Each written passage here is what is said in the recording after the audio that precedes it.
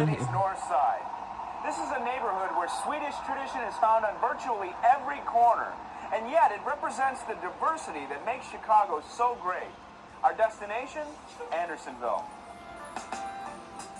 Within minutes of arriving in this north side community, you know you're visiting a place where people take pride in their homes, their families, and their roots. When I grew up, it was a great place to live. And then I think there were some times, periods when my parents still lived here, and I would have liked it if they moved. But now, the property values are way up, and it's a great place to live now. There's a real small-town feel to this big city neighborhood known as Andersonville.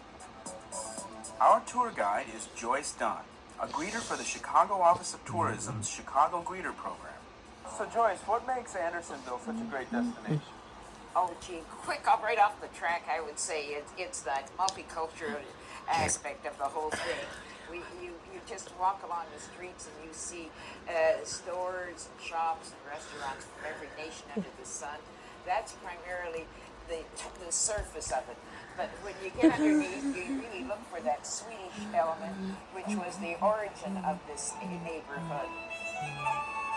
The neighborhood dates back to the 1800s when immigrant Swedish farmers began moving north into what was at the time a suburb of Chicago.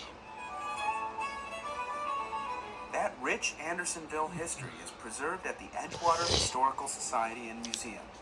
Now, Andersonville is essentially part of Edgewater, a larger community, correct? Correct.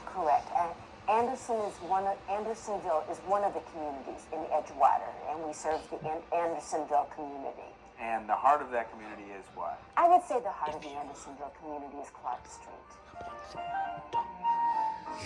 To walk along Clark Street is to walk down one of Chicago's most historic thoroughfares.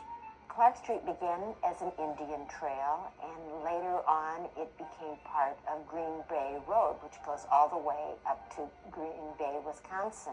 Today, Clark Street is a vibrant, bustling commercial district with block after block of unique shops and restaurants. Seems like there's some nice nightlife and dining around here as well. Oh, wonderful, wonderful. You have a choice of multinational anything you want. And I hear there are some pretty good cinnamon rolls somewhere around here. Oh, that Swedish bakery, that's really tops. And plus, Ann Sather's that serves them.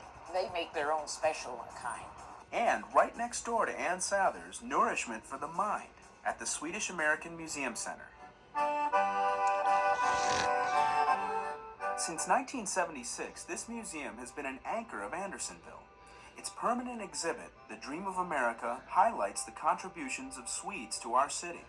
The Swedes who came here got involved in the building industry or the building business. After the Great Fire in 1871, which coincided with the mass immigration from Sweden.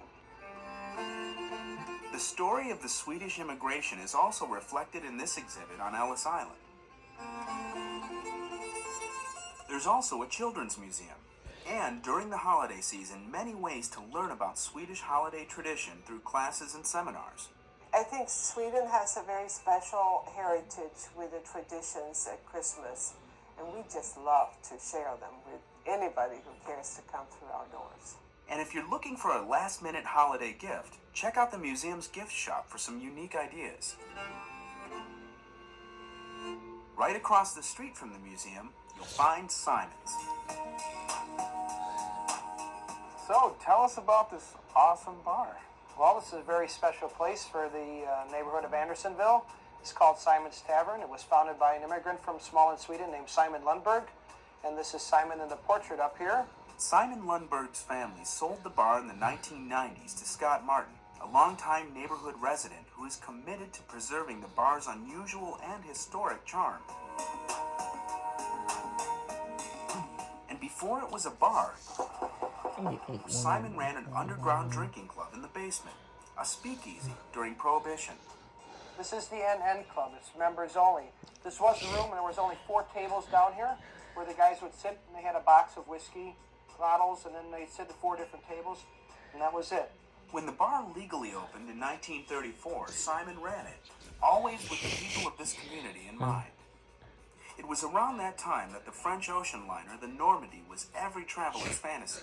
there was such hoopla, and nobody, of course, in this neighborhood could afford to go on the Normandy. Simon thought he'd try to build a bar that would have the feel of one on the Normandy. So that's why you see the portholes in the back bar, and all the woodwork is rounded, curved, giving it nautical feel. Patrons still enjoy the neighborhood bar feel at Simon's. The holiday season is a great time to stop by Simon's for a trip down memory lane. And it's a great time to visit Andersonville, where every year the holiday spirit comes alive. The best way to get here? On the CTA, of course.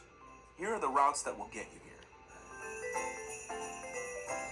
22 Clark, 50 Damon, 92 Foster, 84 Peterson, 36 Broadway, Red Line.